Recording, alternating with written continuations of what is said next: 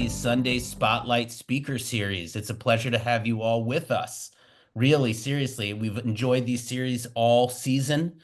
This is our second season, our spring season, and it's great to have you all here with a really hilarious and wonderful speaker we have lined up for you, Rob Kutner.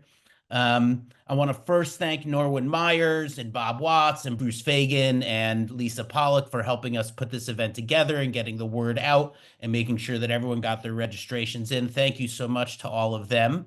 Again, thank you all for joining us. And we're going to get to Rob now.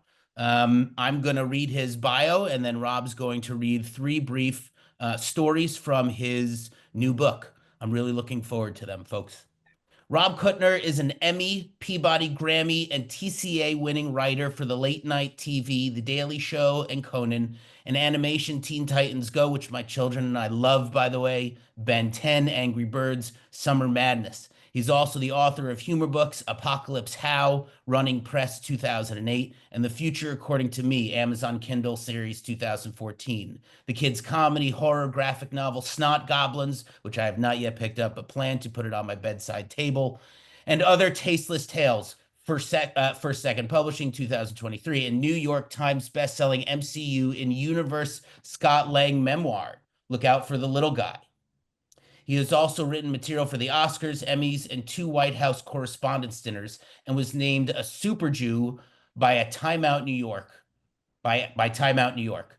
He is a graduate of Princeton University. Friends, it's wonderful to have Rob Kutner joining us all the way from his backyard in Los Angeles. Rob, it's wonderful to have you here. Thank you. Thank you for coming to my backyard, all the way to my backyard. I appreciate it.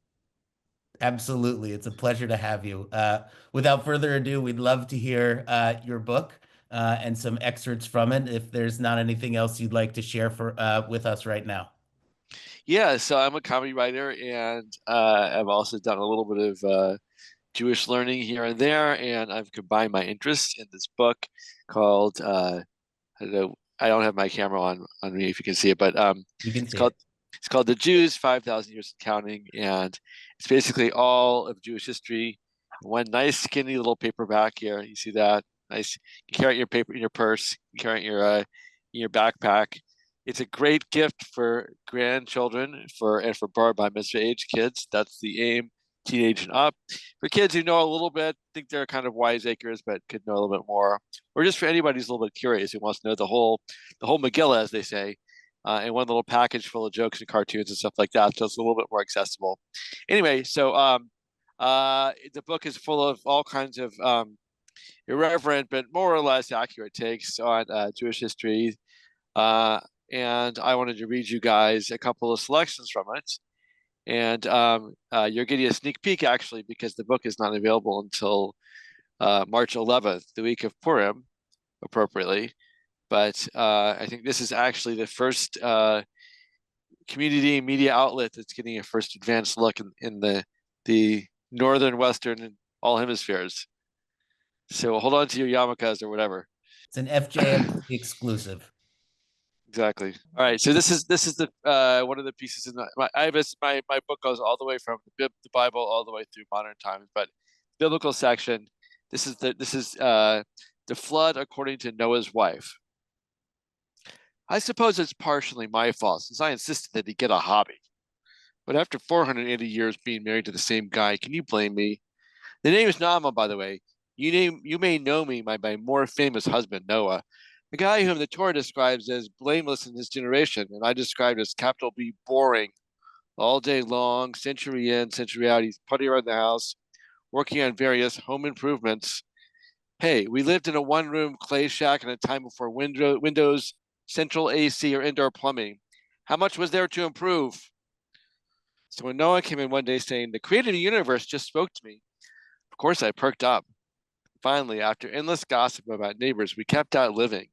Inside jokes that lasted longer than many dynasties, and repeatedly traded questions of, how's your lentil stew? We had something to talk about. The creator of the universe, I gasped. What did he have to say? Looks like rain. Basically, the Lord was experiencing something called creator's regret, specifically about creating us humans. We were bad. We were violent. Each person was a law unto themselves. Or, as God looked at it, we were apparently just too dry. So God tells the hubs, I'm going to wash the species right off of my globe, and you're going to have to build a giant rescue boat called an ark. Miraculously, Noah did so without accidentally leaving any spare ark parts out. So now I'm trying to talk myself into this. It won't be so bad. I've always wanted to go on a cruise. Then came the part about the animals.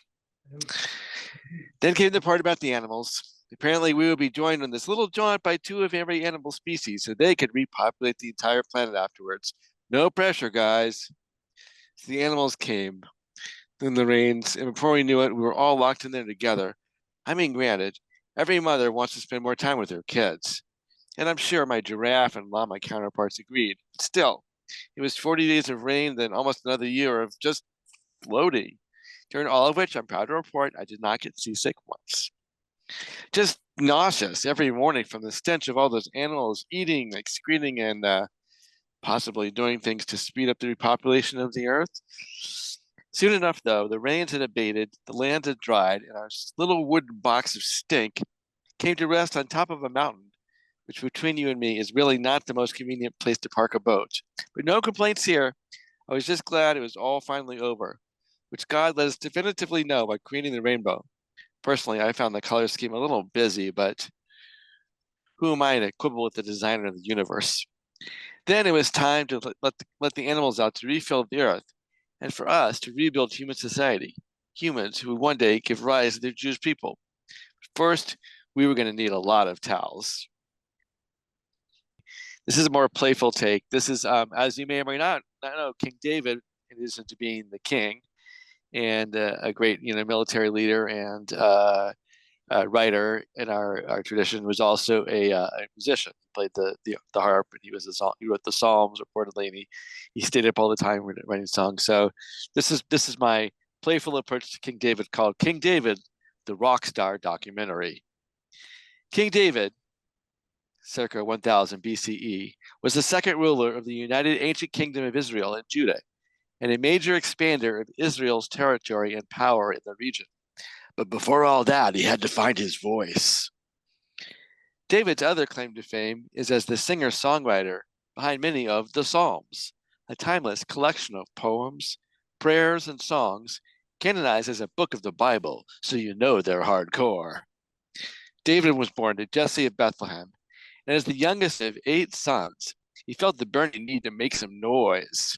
Starting out as a shepherd, this tuneful tyke would pick up the harp and start shredding, serenading his woolly buddies with earworm songs like, "Stop getting eaten by wolves. I said stay inside the fence, and seriously, do you want to get eaten by wolves?" Then one day, a brash new act came to town. Goliath, a giant sent by the Israelites, perpetual rivals, the Philistines, challenged David's people to send out their best warrior to face him. For 40 days, none dared to take on the big G. That's when young David stepped out of the shadows, picked up a slingshot, and brought down Goliath with a single shot to the forehead. In other words, our future superstar had learned firsthand the power of rock. And his powerful performance caught the eye of Israel's top promoter / monarch, King Saul. Saul sent David out into the battlefield as one of his top hitmakers, always able to win over a crowd of angry Philistines, usually by killing them. But for this rising star, success came at a price. Before long, David was topping Saul on the charts, while Saul's popularity was falling.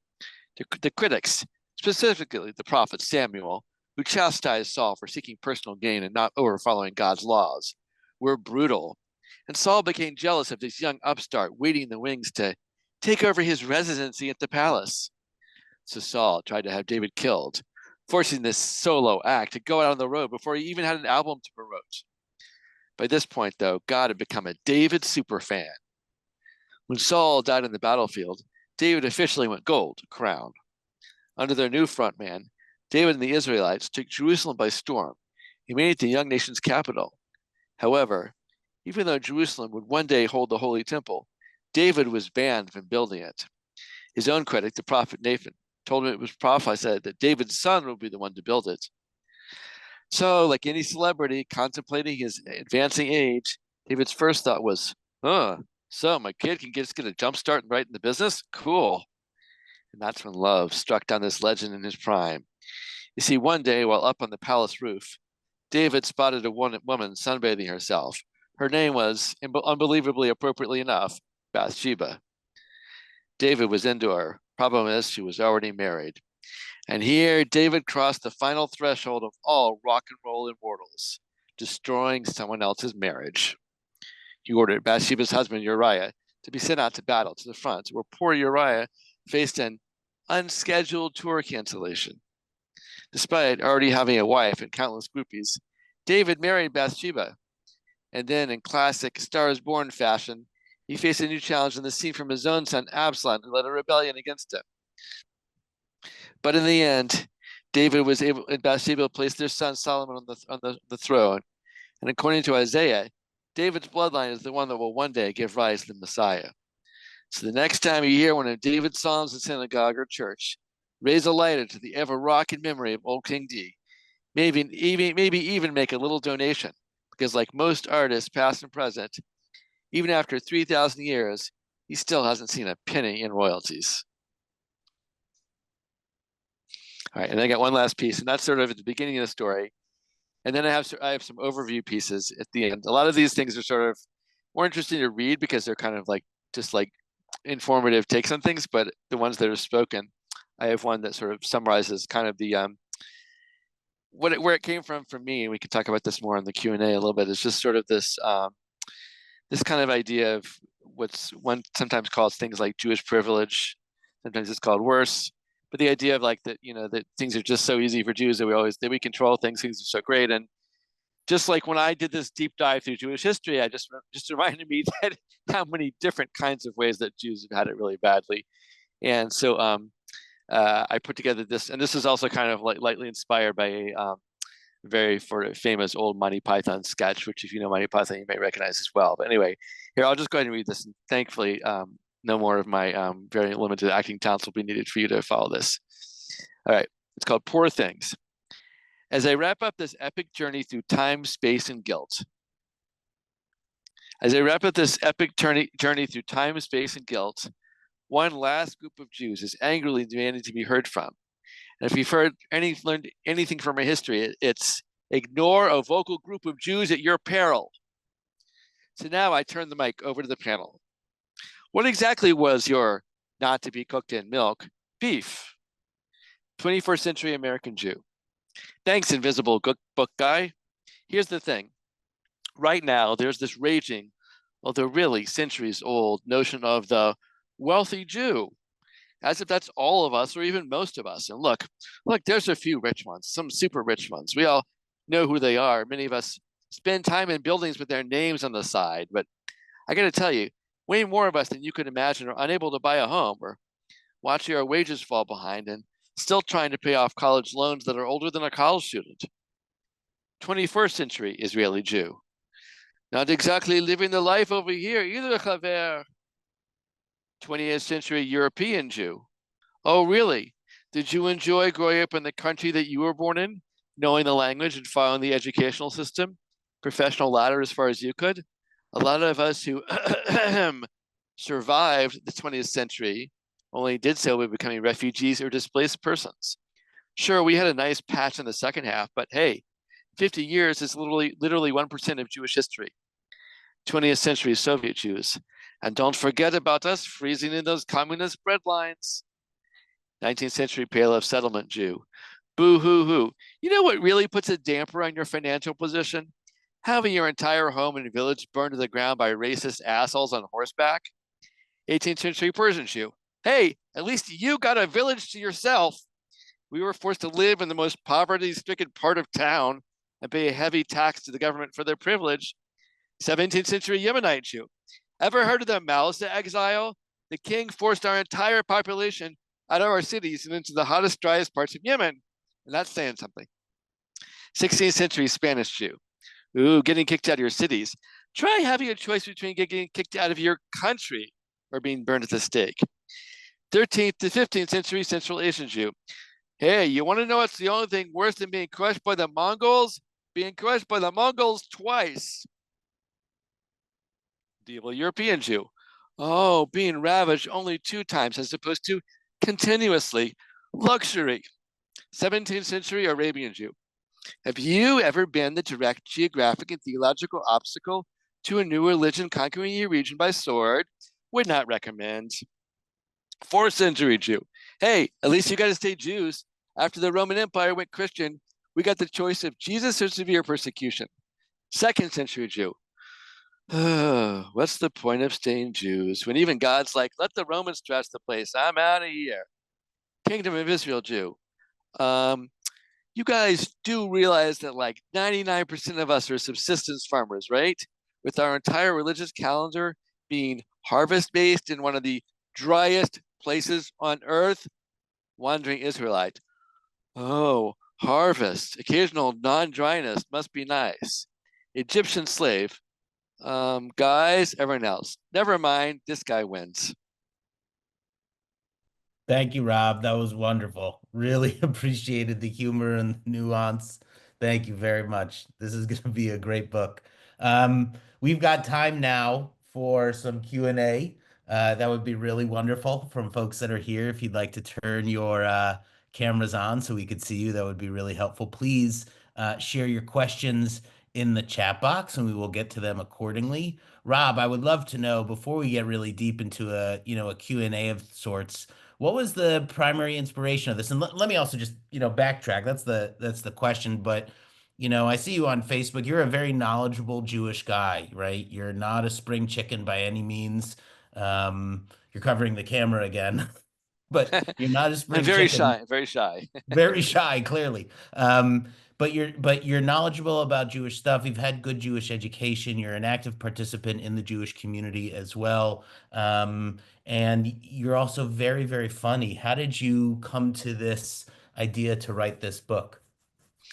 I was actually match made a little bit, which was very, very fortuitous, very shared for me. So, a friend of mine named Judith Tashbrook Saffern, who was a book publicist of great renown, and I are friends through various endeavors in the past. And she is friendly with some fellows at Post Hill Press, which is also known as Wicked Sun Press, which is somehow part of the Simon and Schuster empire. I don't even understand the org chart. I don't pretend to, but um, they were looking to do such a title, basically kind of an overview of like they were inspired by I hadn't heard of this, but it sort of rang a bell in the distant recesses of my mind. A book of British history called 1066 and All That. I don't know if people here have heard of that book. A British friend of mine around my age had, but he's basically kind of a breezy gallop through through much of British history with that kind of very cheeky, kind of Mighty Python, you know, witty asides tone, like basic covering the basics, but with Sure. kind of a lightness. And I think that was sort of the inspiration for what this editor was looking for. And I hadn't read it, but I took a peek inside. And I was like, okay, it seems like my kind of with my sort of Daily Show background and my interest in things like Monty Python and satire and that sort of stuff. Like it was definitely like in my wheelhouse to try to take on the topic with that sort of irreverence. It's that came through, obviously. I felt Yeah, the Monty Python reference, especially in the last story that you read. I could see right. that being acted out by Eric Idle and the rest of the crew, and that would be that would actually be really hilarious to see. Except in the Jewish case, it would be Eric, no idol. Ah, do these just come easily to you now, especially since you've been in the game for That's so the kind of long? premium content that your listeners have signed up for tonight. They got their money's worth, I'll tell you Yeah, that that's much. right. Every shekel. Um, I'm curious, Rob. How active in the Jewish community are you? Like, what do you enjoy doing as part of the Jewish community? Is holidays your thing, or is um Uh, so I go to I go to a little minion, which I believe you used to go to at some point. And every now and then, every few weeks, and it's kind of a DIY thing. And then I kind of co-run the Purim Spiel, which has been a big show. And then is there and pressure for that, considering you're a comedy writer, that the Purim no, Spiel's no. I gotta mean, be in fact, particularly funny? I used to do them in New York on a more professional basis, where I had like professional actors and writers do them, and we staged them at one of the venues, the Jewish venues, and either raise money for a cause or for the venue. It took ticket money. So at that point, I think more eyes are on it. I think at this point, this is community theater, and everybody's out there having a good time, and we do. So Right. That's really nice. Can you lower your camera again? We'd love to see your beautiful eyes. Thank you're you. not missing out on much. I'm telling you. I know we're not missing out on much, and You that's why they know, kept you in the writer's room, and that's Conan right, O'Brien was exactly. always on the camera, They so it kept makes me a lot well of sense. hidden. Exactly. All right, I'll I try to keep love, this. but Conan O'Brien Needs a Friend is one of my favorite podcasts to listen to. I think he's absolutely hilarious. I'm trying to Yeah. get on Conan O'Brien Needs a Fan. My kids are filling out applications for me now because they love listening to it so Good much. luck. Good luck. I Good luck. know it's going to be really Yeah. tough. There's a lot of competition. He's international now, and he's Yeah. got the Oscars coming up. Anyway, what was it like being a writer for Conan O'Brien? Right? I mean, you're a Jewish guy. He's Irish, and like, how did you? I knew that there were ways that like you brought Jewish culture into the show, but I'm kind of curious about that experience as it is. It was actually more seamless than I would have thought. I noticed after some time that the writing stuff was almost like 99.99% like Jewish or Catholic. Like there was a blend of Irish Catholic and there's a little bit of like Quebecois, like French Canadian Catholic. There's a little bit of that. Like it was still Jewish and Catholic. It was like the guilt line was preserved somehow. So Right. like every single writer and the writer performers, it was like a blurry line. And it was like so there's something about that particular stew, I think, that like worked. Also, I think as Conan, like having grown up in Brookline, so Right. like Your Jewish well area. steeped in Jewish area and then going to Harvard, so like kind of like that's part There of aren't his any like Jews at DNA. Harvard. Give me a break. Right, exactly. There was one or two there at his time, his Lots of point. just lots more Irish people at Harvard, of course. Yeah, yeah, My kid loves reading the I Survived books. I don't know if yeah. your Me kids like too. reading those. For some Yeah, reason, he's hooked on them. The I Survived 9/11, I Survived the Great Chicago Fire. I'm sure there'll be one yeah. about, surviving the Eaton Canyon fire or something like that. I'm kind of curious from your perspective as a comedy writer, what would be the great I Survived books for kids, for Jewish Oh my kids? God. For Jewish kids specifically? Yeah.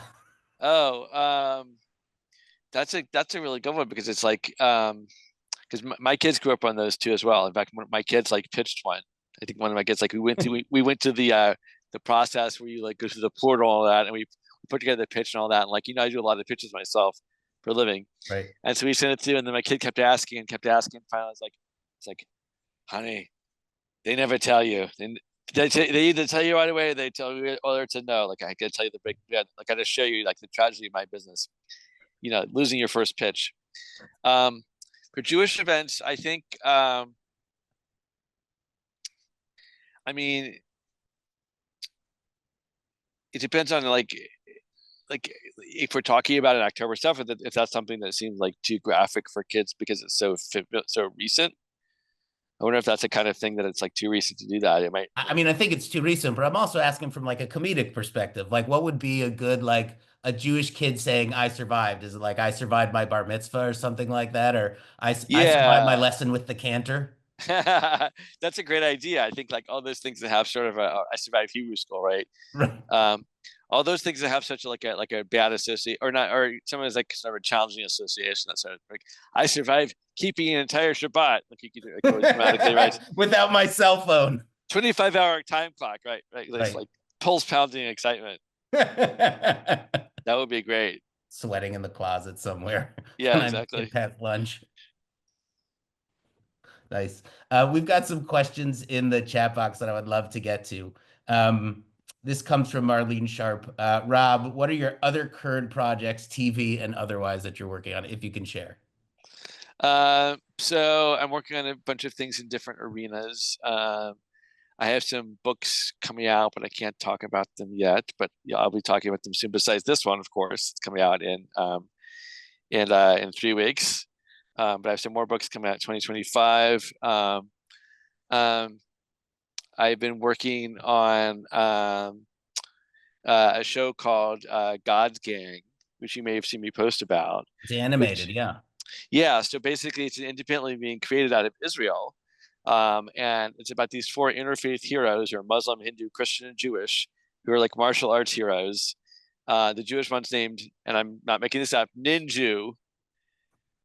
Did not make it up, but I didn't inherit this as I'm the head writer of this project, and I was sort of handed this project by this innovator in Israel. So Ninju, Su Muslim, Taekwondo Hindu, and Chris Cross are these four heroes, and they're a gang, and they like go around. It's a kids show from like ages 8 to 12, and it's like kind of like these shows that we grew up with, like the Saturday morning cartoons. They go around in their van, finding bad guys, finding aliens, finding like hate groups and evil, greedy people and stuff like that. And but kind of like bridging differences in a way that's not like preachy about religion, but just showing people who are different living together. And I like the positivity of it, and I think it's really important right now. I love that it comes from Israel, and that there's a really, really, really sweet group of people. Some of them have had, their own kids have been serving, in the IDF, and especially been called up after October 7th and stuff like that, are very much invested in that, and are still also like, when I go online to our WhatsApp with them, all they're talking about is like making the cartoon a thing of joy and bringing light to people. And like, they're not at all like mired in the anger or the sadness. They're like, how do we move the ball forward in terms of like advancing the cause of peace, especially seeing what we're I seeing. was wondering about that. Is there a character? I'll be honest with you, I haven't yet really watched it. It's on my top 10 list of shows I need to watch. But Master is there like interviewer. a deliberate, what'd you say? The master interviewer. Right, thanks. I prepare. What can I say? My researchers are top notch. It's a 14-year-old boy. That's who does research. I got as far as here's a Zoom link for you. Um,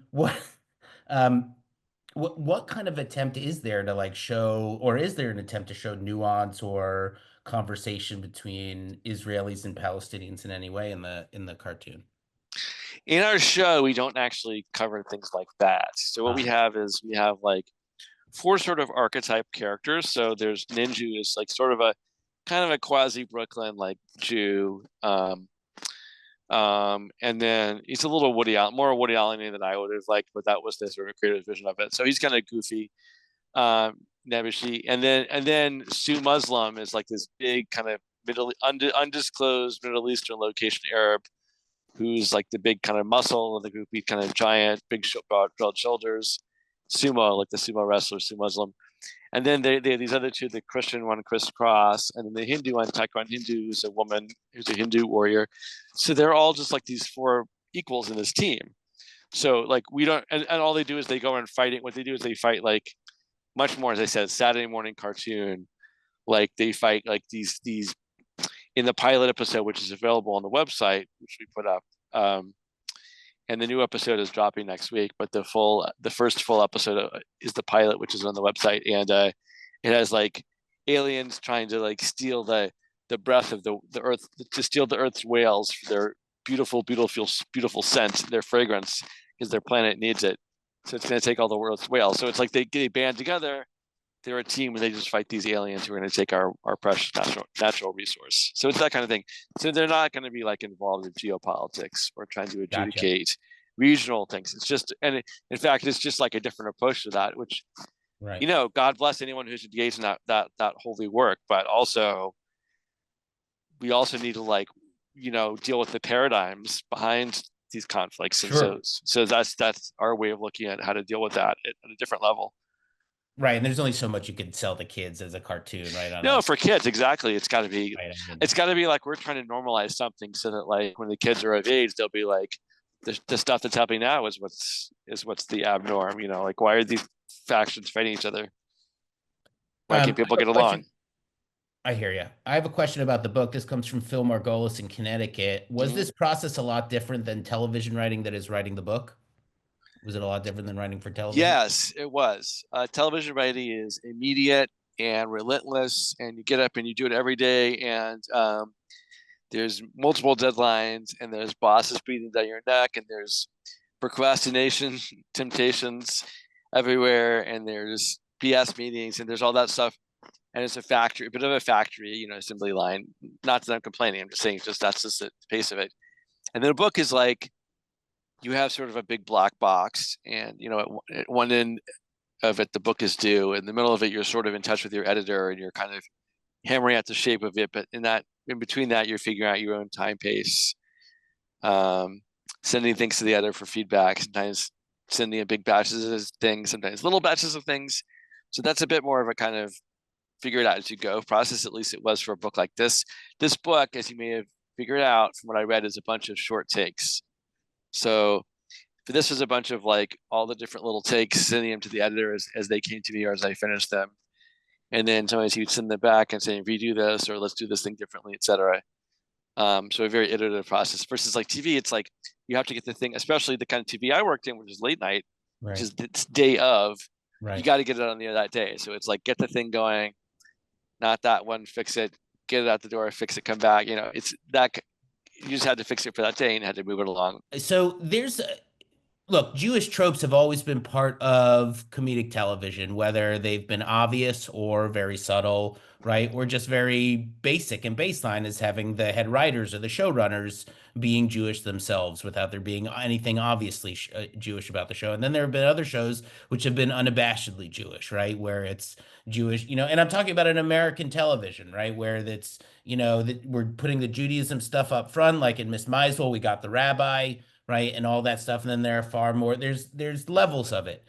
We're seeing a lot more TV shows now from the Muslim and the Palestinian community. I'm thinking Rami a couple years back had a good run, a couple seasons, and now we're in the middle of, or at least the start of season 3 of this new show, Mo, which is about a young guy from Palestine, and he's trying to make it in America, and he's going through all these processes for doing it. And it's obviously comedic in certain ways, and it's very, I mean, it's just there's nothing nuanced about it. This is his Arab, his Palestinian culture, right? And he's has very honest opinions about Jews. He doesn't like his ex-girlfriend dating an Israeli, right, who's living in the United States. He refers to Jews as being Zionists and things like that. And yet the show is also about him coming to understand the Jewish community in different ways that he didn't know before, how he was misinformed, and how some of his friends who are Jewish are actually very helpful to him. His immigration lawyer is Jewish and working very hard to get him right through the whole process. And I'm kind of just curious about your thoughts as an insider perspective. Are we going to start seeing more and more, non-mainstream, much more nuanced, much more culturally relevant TV shows from a comedic edge that are informative in this way? Well, I in theory we might be. In practice, I'm afraid the bad news is that the industry is sort of like undergoing a bit of a creative contraction uh, because streaming has been a big financial failure for them in terms of making money, and the effects of the strikes because they were underpaying us the past year before that, and COVID, all these things have taken a toll. And the international market getting more robust, like a lot of things have taken a pressure. So the studios are kind of going back to really probably more predictable fare. Unfortunately, I would like to think that maybe at sort of like the kids level, the kids animation level, there still may be some like international fare kind of sneaking through. All those shows you mentioned are part of what's called peak TV. I mean, there was this huge spending spree by all the, sorry to take this in a different direction entirely from the more interesting cultural Yeah, topic you're bringing up. I think yeah, there's definitely hunger and interest in that, and I think it's actually way to bring it back to now. I think it's way more important than ever now because I think we're going back into a non-nuanced zone, a less nuanced zone of discourse in our culture in terms of like, you know, white, not white, that sort of stuff. And less interest in that and more interest in identity, politics taking a back seat. So we'll see what kind of interesting cultural, forms that takes, whether if it may not be sitcoms exactly, but maybe it'll be other things. right. I'm curious, did you ever watch All in the Family?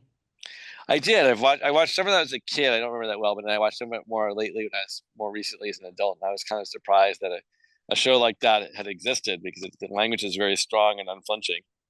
Well, that was also, I mean, thinking about it as a cultural phenomenon, that was, I mean, a show in which they would kind of test those things. The what was it? The war in Vietnam was the Yeah, point of yeah, discussion there. That was yeah, really a heated topic for them. And whenever religion would come up, that was also a curious thing for them as well. yeah. I think that was just like there was a way of letting the nation air those really difficult thoughts out in a way that was like letting the air out of the tires out a little bit, like letting the pressure off. Like, Yeah. SNL Weekend Update became a bit of Right. that around that time, and took on that role for a while. And then I think to some extent, like some of the shows that I worked on, like the Jon Stewart Daily Show, was sort of like, Right. you know, all entirely because of me. But like that was part of that moment too. Like people were really like, uh, people want that space to kind of get the catharsis of comedy to help them deal with like the strong feelings they have around politics. I wonder about it's there's comedy that helps with kind of like the tragedy of life sort of thing, right? It balances Yeah, it out. If you're going through this mishigas or this chaos, then yeah, having a joke about it certainly helps relieve the steam. I do also wonder if there's kind of like an elephant in the room element to it too, which is to say that like these things are happening and somebody's got to talk about them. And if we're going to talk about them so blatantly and directly in your face, we've got to add a little bit of sugar to it, or else it's not going to be digestible. I mean, that was really fascinating when I saw the Daily Show turn. I don't know if you were writing around the 9/11 time for them, but it was really fascinating the way to see that Jon Stewart kind of changed direction, towards a political bent, right? As he said, right, when he was transferring the show to Trevor Noah, right, don't, speak up against Bullshit Mountain or something like that, right? You've got to really, right, hold them to accountability and be honest about things. That just seems to be a kind of natural resource we need in the media today. yeah, yeah. I mean, I feel like nowadays, I think what's been revealed, at least by the past year and nothing else, is that even what we thought that, I mean, maybe this is just my naivete, but realizing the media is chasing not facts, but a narrative. The media Right, just chases a storyline. The right, storyline is like, like a bullfighter with the red cape. It just goes here, it goes there. And I think we've seen, who is effective, who's not effective at manipulating that storyline. So the media just follows it. And not to get too political here and go beyond the mandate here, but like Israel Palestine is certainly near. It's basically a clash of narratives. Like right, anyone, no matter what you look at it, you have to agree that's sort of what's going on some level, right. even if you disagree with the people narrative. That's what's going on. So that stuff, it's fascinating that in this day and age, the age of region and science, that a legend can kind of like take hold over everything else. I think we saw that with COVID. I mean, Sure. it's a crazy time for like the age of science. People can be persuaded by non-science very easily. Well, speaking of that, you mentioned the strikes earlier, and a lot of that had to do with artificial intelligence, right? And the use of Yeah, science in the creative arts, which yeah, directly threatens, your role, right, as a writer. There are articles now about will AI subvert the rabbinate in some ways, right? There is AI being used in entertainment now to sub people's faces into different, scenes and things like that. And I'm kind of curious about your thoughts on that. Where do you see AI playing a role in the entertainment or creative industry? um it's so funny that you brought the rabbit thing. I hadn't thought of that as being a issue, but I know you really don't like writing those sermons. I get it. I hate it. Every rabbi says that. I hear about them complaining about it. So entertainment, I mean, I think the problem writ large with AI is that it's like the wrong people with the wrong motives are going to be in charge of making decisions about it that will decide the future. Right? Like, there's so many great uses of it, and I'm excited about all the uses it's going to be used for. Medical technology and problem solving, and you know, and yes, doing a lot of like sort of bureaucratic work that's was not going to anyone necessarily, or that will make things possible for those without the resources to do administrative work. But it's also going to be used just to cut corners. The studios, at least from the entertainment perspective, you asked about, the studios are always just cutting corners, and so it won't be Right. like what will be the most efficient sort of pipeline to deliver this movie, which might be like a good use of AI. Like, how can we sort of like streamline this and this and this piece of the process using the most rational procedure that this software comes up with? It'll be instead like, let's just feed some ideas into a computer, and then come up with this garbage script, and then we'll hire writers to spend months untangling it. But we won't call them script writers because they're just sort of like co-writers, and they'll get a much lower like consultant rate. I mean, I don't. I'm making up words, but that this is exactly like the gig The economy. way Like they'll find this, a way to stop spending money. the same Yeah. way the gig economy works everywhere is that they Right. sort of reduce titles, they Right. reduce capability. They don't reduce the Part-time actual. work. They don't reduce the actual amount of time you spend on it, just like the title and the, you know, take away the perks, so it's not a union contract. That's obviously the same thing across all the industries and stuff. So it just takes place at a more, maybe a little bit more attended to, more studied level in Hollywood, I think, because people might be more shouting out about it, I think, a bit more. But it's the same structure everywhere. It's just like, how can we sort of like eliminate the expensive people of value from the process, and then kind of find workarounds just to kind of like Right. cut a corner for this this quarter, and slightly cut on the balance sheet the figures for next quarter, kind of thing. Yeah. So I have one more question. It comes from Tom Sudo. This is a fantastic question. I'm glad he brought it up. I was having trouble wording it in my head, but this is a great question. Very relevant for today. Do you think that political correctness has affected comedy? Could a Don Rickles survive in 2025, or even a Robin Williams for that matter? That's a great question. That is yeah. I think that first of all, I know that Don Rickles could, because he kind of kept reinventing himself. I think he sort of did what he did, and always like his whole style, and so was Robin Williams too. Was his whole style was to like adjust in almost like semi subconscious way to the audience, like to read the audience like a like a tapestry, and to follow that. So I think they would in some other way. And that's sort of my larger point, which is that I think that there's a little bit of an artificial line about what we call political correctness in comedy. I think it's just like where the audience is where comedy is. And you may call it things, you may say it's not quote unquote politically correct, or it's woke, or whatever it is. But if the audience has just decided, like, we may still think some of these things hypocritically, or confusingly, or inconsistently. In some ways, we may still have some of these ideas in the setting of comedy. We don't think it's appropriate to hear them voice these ideas in this way. Like, that's just a setting. So I'm trying to like phrase that in the most college abstract way I can. But my point is to say, like, it's not exactly like I feel like it's clear cut that people have decided like things are not funny and things are not able to be talked about anymore. They just decided like we're not going to sort of like engage in this kind of freewheeling, loose with language, kind of sometimes name calling way that we used to talk about these things in a comedic setting. We're going to talk about them in other settings, I guess. That's the most generous take on it. And my point is like is a long way of saying like what they say in comedy and other performing arts. Read the room. Right. So like I understand the comedians who are sort of like, we'll say, alter cockers. Some of them who are saying like, oh, kissy, they don't laugh at anything. I'm like, yeah, they can be tougher. They can be tougher to get a laugh from. They want to laugh at different things. I bet you laughed at different things than your parents did. Like, Right. you listen to some of your parents, like there's a few things that hold up, but you listen to some of our parents like vinyl albums, and or some of those radio shows, that they thought were hilarious. They do not hold up. They laughed at different things. We all laugh at different things. And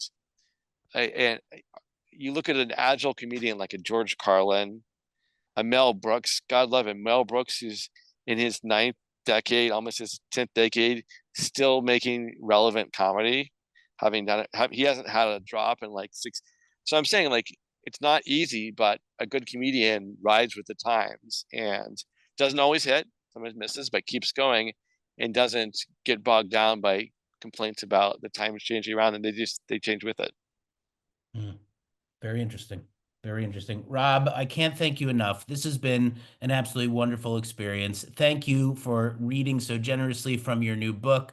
Thank you for taking your time to answer our questions. Most especially, thank you for giving us a laugh during a particularly just kind of tumultuous time in the United States, particularly that for the Jewish people. This is really wonderful. We look forward to seeing your work come out in so many more forms, whether it's in literature or whether you're writing for some of our favorite comics. Whatever it is, Rob, really, it's wonderful to have you part of the FJMC family. You're a brother now. We'll take you to a special event where we'll offer a blood sacrifice, and, we'll bring you in with a brand or something like that. And all will be good with the world. Um, Thanks, and Rob. Thanks again. Don't forget to check out Rob's book. I put a link for The Jews 5,000 Years and Counting in the chat to Amazon, although Rob would also prefer if you bought from local bookstores. Rob, what's the name of that website that purchases from local Bookshop, bookstores? bookshop.org. Bookshop.org, folks. Look for Rob's there on Rob's book on Bookshop. But .org. you can pre-order it now, and you'll get it March 11th when it comes out. Just in time for Purim. Thank you, folks. Have a wonderful evening. Rob, take care. Enjoy your time with the family and have a lemonade. Have a good one. Take care, folks.